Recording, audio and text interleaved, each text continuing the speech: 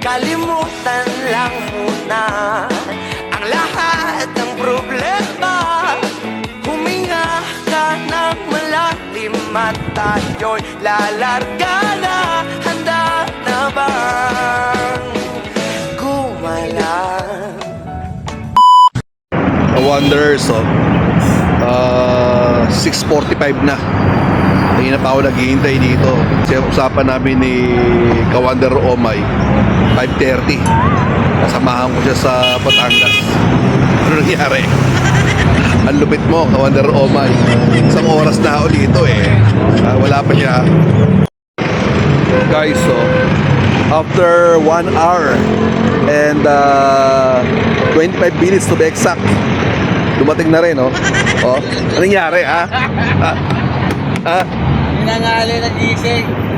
Ano? Tinanghali. Tinanghali ng gising. Nakapagkape na nakalat, wala pa rin, ha? 1 hour and 25 minutes ako naghintay, ha? Kung sumakay ako aeroplano, nandun ako sa Palawan,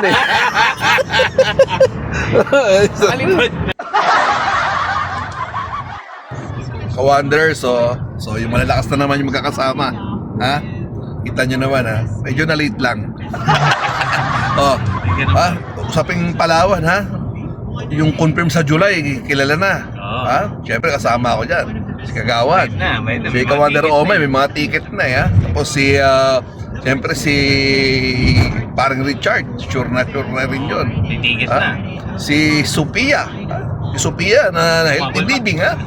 Healthy living ngayon, araw-araw nag-walking. Tapos sa gabi hindi na kumakain ng rice, pero pangit pa rin. Ang mga hindi na lang sigurado, si Hansel, kasi nakadepende sa tapang ng misis.